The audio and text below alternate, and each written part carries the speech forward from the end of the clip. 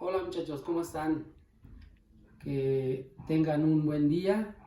A partir de esta sesión estaremos terminando las actividades de esta semana, actividades que hemos estado dedicando a los temas en la física relacionados a la termología, temperatura, calor y algunos antecedentes históricos de estos conceptos. Esta tercera parte la dedicaremos a los temas temperatura y dilatación.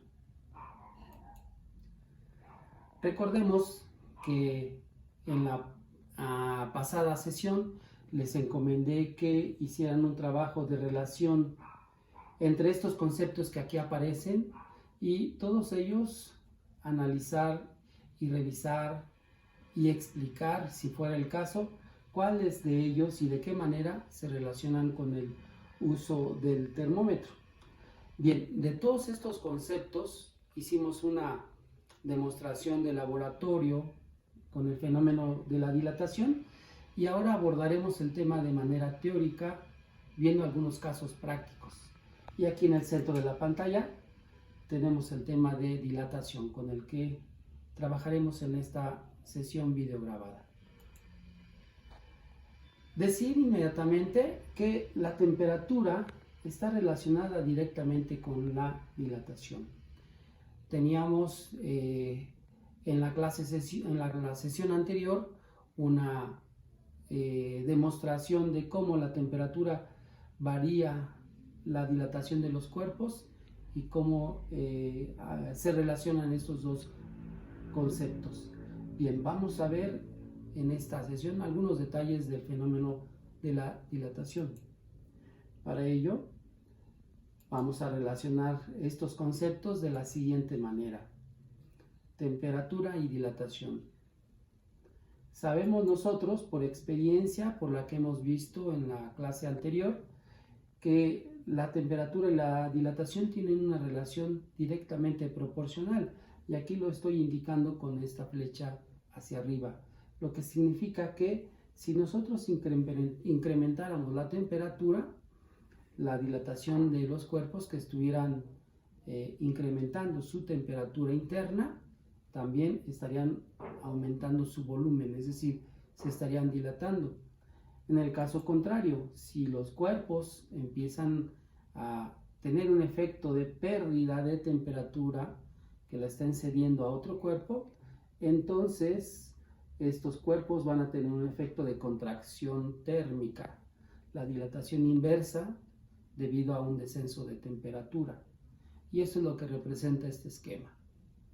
Bien, vamos a hablar algo más de la dilatación. La dilatación de manera práctica, por ejemplo, en el caso de las vías de ferrocarril que están hechas de metal, están permanentemente expuestas al clima según la región en la que estén instaladas, pero pueden oscilar las temperaturas y estos rieles pueden tomar temperaturas que oscilen por ahí de los 40 grados centígrados, grandes cantidades de calor que están recibiendo por la radiación del día, del sol, y esta temperatura las va a estar dilatando. Para evitar que estas vías por las cuales circulan diferentes tipos de trenes, de carga, incluso pueden ser de pasajeros, y al estar teniendo ese efecto de dilatación y contracción, no tengan un problema de deformación y se conviertan en vías inseguras para el traslado de gente y de materiales, es que entonces las vías de ferrocarril se instalan con una separación entre cada riel. Aquí lo podemos ver con un poquito de mayor amplitud, un espacio entre estos rieles al cual se le va a llamar junta de dilatación. Este espacio va a permitir, y estas uniones especiales, aquí lo vemos en fotografía real, uniones especiales que van a permitir que las vías del tren estén expandiéndose, contrayéndose por este efecto de dilatación durante el día, durante la noche, y no tenga un efecto negativo en cuanto a la eficiencia y seguridad de estas vías. Aquí tenemos un caso diferente. Esta manera de instalación, que es como traslapar dos piezas del riel, así viéndolo de manera vertical. Si nosotros la colocáramos así como están aquí, tenemos un empalme diferente. A diferencia del anterior, este tipo de empalmes dan mayor seguridad a las ruedas del tren, que tienen menos desgaste por este paso constante por esta abertura entre riel y riel con un sistema tradicional. Con este sistema de empalme le damos mayor vida útil a las ruedas del ferrocarril, menor desgaste, y es un sistema más eficiente de instalar este tipo de sistemas de amortiguamiento del fenómeno de la dilatación en las vías. Y aquí tenemos, me regreso tantito, aquí le vamos a pedir edición a don Ángel.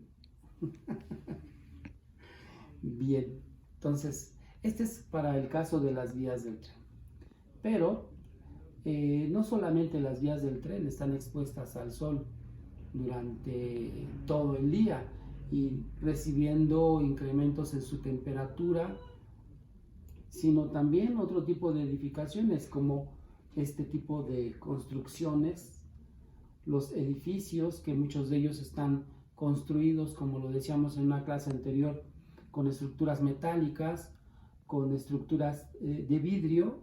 Estos cuerpos materiales que también van a estar sujetos a efectos de dilatación deben de contar con medidas de seguridad para evitar que la dilatación dañe la solidez, la seguridad de la misma estructura, representando un peligro para las personas.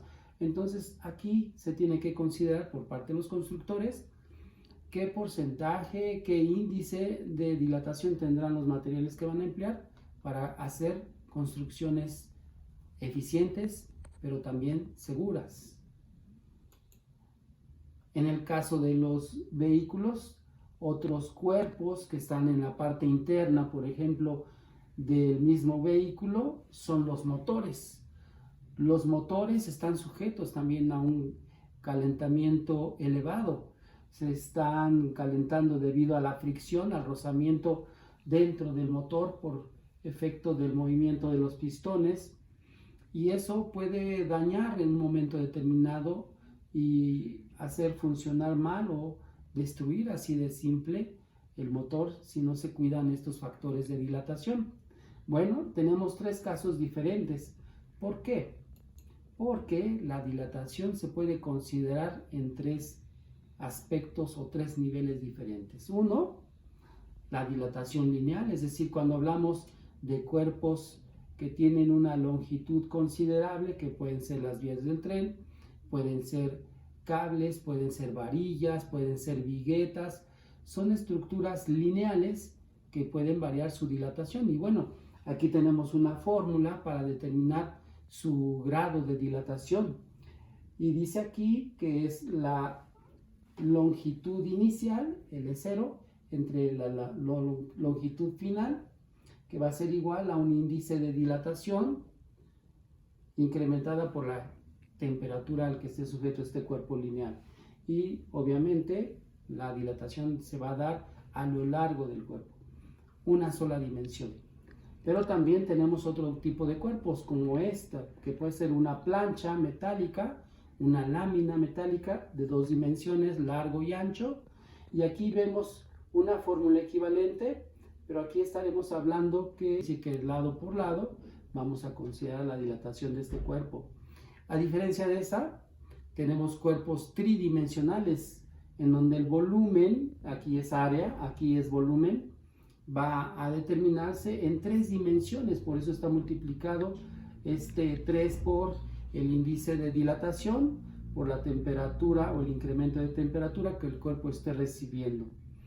Aquí vemos entonces el desglose de la primera fórmula, donde esta parte de la ecuación nos dice que es una relación entre la temperatura inicial entre la temperatura final, que va a ser igual a un coeficiente de dilatación que va a estar multiplicándose por la temperatura que esté recibiendo este cuerpo material.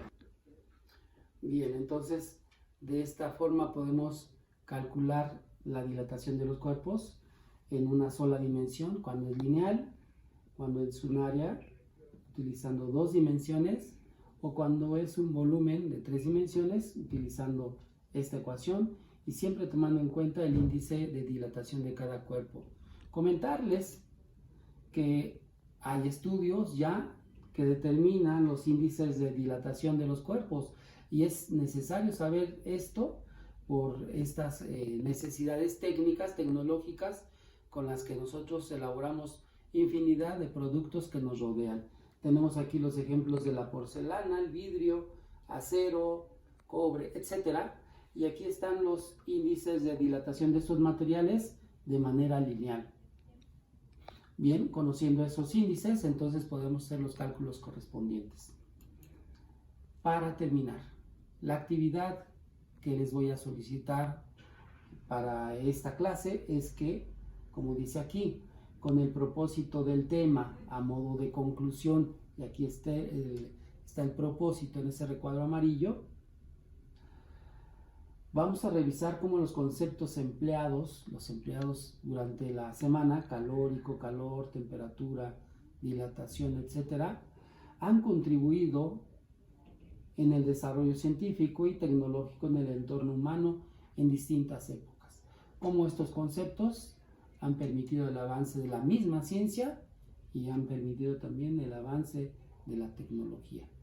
Esa va a ser la tarea. Les dejo aquí la imagen para que la puedan revisar y en base a esto realicen su trabajo para su entrega posterior.